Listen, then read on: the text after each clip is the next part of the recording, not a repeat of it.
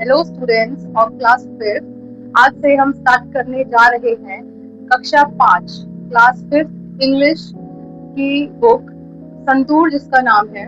और संतूर का हम चैप्टर 1 स्टार्ट करने वाले हैं। चैप्टर 1 उसमें यूनिट 1 है और यूनिट 1 के अंदर चैप्टर नंबर 1 है जिसका नाम है पापास स्पेक्टिकल्स। तो आज हम ये पढ़ने जा रहे हैं, ठीक है। Papa's spectacles.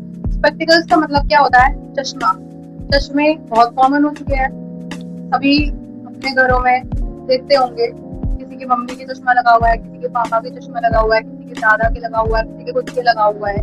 और आने वाले टाइम में सभी के पास एक चश्मा होने वाला है। So the chapter's name is papa's spectacles. First I am going to read this poem. ये अभी 3 पैराग्राफ में पोएम है। नेक्स्ट जो 4th पैराग्राफ है उसको हम कंटिन्यू करेंगे जब ये 3 कंप्लीट हो जाएंगे। सो यहाँ लिखा है टुडे आवर पापा। आप सभी स्टूडेंट्स अपनी बुक खोल कर बैठ जाइए, ठीक है। बुक और पेंसिल आपके हाथ में होनी चाहिए, तभी हम इसको पढ़ेंगे। और अब हम स्टार्ट करते हैं। टुडे आवर पापा is searching everywhere. He has lost his spectacles. It was his only fair. He can't read the newspaper. He can't watch TV. He can't cut the vegetables. Oh, where can it be? He checked inside his pockets. He glanced under his chair. He searched near the window. He looked everywhere. अब आप बोलेंगे कि आपने क्या बोला ma'am, हमें तो कुछ समझ में ही नहीं आया। अगर आप इस कैटेगरी में फॉल करते हैं कि आपको कुछ समझ में ही नहीं आया, तो आप ही के लिए ये वीडियो बन रही है, ठीक है। अगर आपको इस तरीके से कुछ समझ में नहीं आएगा और अभी आप अपनी क्लास 5th में हैं, रनिंग, अभी क्लास 5th चल रही है आपकी, और आपको आपकी पोएम का चैप्टर 1 ही नहीं समझ आ रहा है, अपनी बुक का चैप्टर 1 नहीं समझ आ रहा है, ऐसे आपको पूरी बुक समझ नहीं आएगी। फिर आपके नंबर आएंगे 0 या ना के बराबर। फिर आप अगली क्लास में चले जाओगे। आप फिर अगली क्लास में चले जाओगे, 6th स्टैंडर्ड, 7th स्टैंडर्ड, कभी ना कभी मार खाओगे। इसीलिए भैया जरूरी है थोड़ा सा ध्यान दे लो, ठीक है। मैंने अभी क्या पढ़ा, अब मैं इसको हिंदी में समझाऊंगी। जो भी डिफिकल्ट वर्ड्स हैं बोर्ड पर, मैं उसकी मीनिंग लिखूंगी। वो आपको अपनी नोटबुक में, पहले आपको अपनी बुक में लिखनी है पेंसिल से, ना कि पेन से आपको बुक को गंदा नहीं करना है, पेंसिल से लिखना है।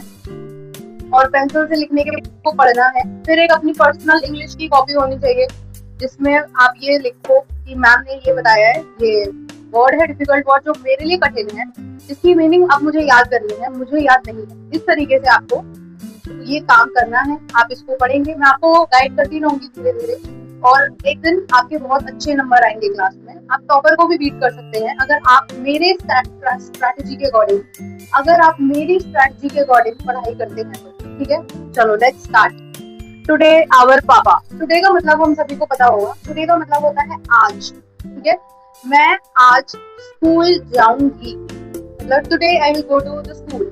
टुडे यानी आज, ठीक है। हम हर एक सेंटेंस में आज आज आज कितनी बार यूज करते हैं। आज तो वो काम है, आज तो वो काम है, ठीक है। कल फलाना काम है। कल के लिए इंग्लिश में कल को क्या बोलते हैं? टुमारो।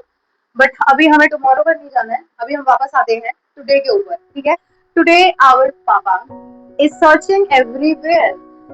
आवर हमारे, टुडे आवर पापा। अब हम इसको लिखते रहेंगे साथ में। टुडे का मतलब आज, ठीक है। जिनको याद नहीं है वो याद कर लेंगे रात तक, ठीक है। टुडे आज, आवर हम, आज हमारे पापा। पहली लाइन क्लियर है, स्पष्ट है, कोई डिफिकल्टी नहीं है, सब कुछ इजी है, ठीक है। टुडे आवर पापा, टुडे यानी आज, आवर मीन्स हमारे पापा, ठीक है। Is searching everywhere. सर्चिंग का मतलब होता है कुछ ढूंढना, कुछ खोजना। सर्चिंग, ठीक है, कुछ ढूंढना, खोजना।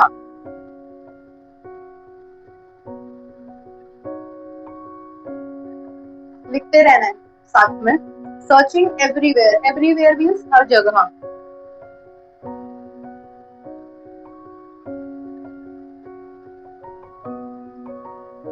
एवरीवेयर मीन्स हर जगह। Is searching everywhere. पापा ना कुछ ढूंढ रहे, अब तक तो पता चल गया होगा। ही हैज, ही और किसके लिए है? पापा के लिए। अब यहाँ जितने भी ही आएंगे वो सब किसके लिए है? पापा के लिए। He has lost his, his भी पापा के लिए। हम कभी भी हिज कब लगाते हैं? पहली बात तो जब किसी आदमी की बात हो रही है तो यहाँ ही लगेगा, बिकॉज पापा की बात हो रही है, पापा होते हैं आदमी, ठीक है ना। He has lost his spectacles, spectacles means चश्मे, चश्मे। नेक्स्ट, लॉस्ट मीन्स खो जाना,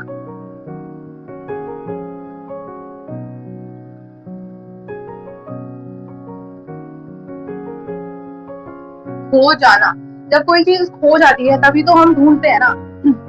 third line, he has lost his spectacles, पापा ने क्या खो दिए हैं, उनके चश्मे, उनके चश्मे नहीं है उनके पास, वो खो चुके हैं, ठीक है ना। Fourth line, it was his only pair, जो वो चश्मे थे वो उनके पापा के सिंगल पेयर थे, ओनली पेयर थे, एक ही पेयर थे, समझ में आ रहा है ना। ओनली पेयर, कोई और उनके पास पेयर नहीं था। बहुत सारे लोग होते हैं उनके पास 2 पेयर 3 पेयर होते हैं, पुराने रखे होते हैं तो 4 पेयर हो गए, सेकंड के होता है, और कुछ होते हैं उनके पास सिंगल पेयर होता है। तो उनमें से एक इनके भी पापा थे जिनके पास एक ही चश्मा था। It was his only pair, it was his, उनका एक ही पेयर था, हिज ओनली पेयर। इसमें कुछ सच समझाने वाला ज्यादा नहीं है, समझ आ गया होगा, बहुत इजी लाइन है।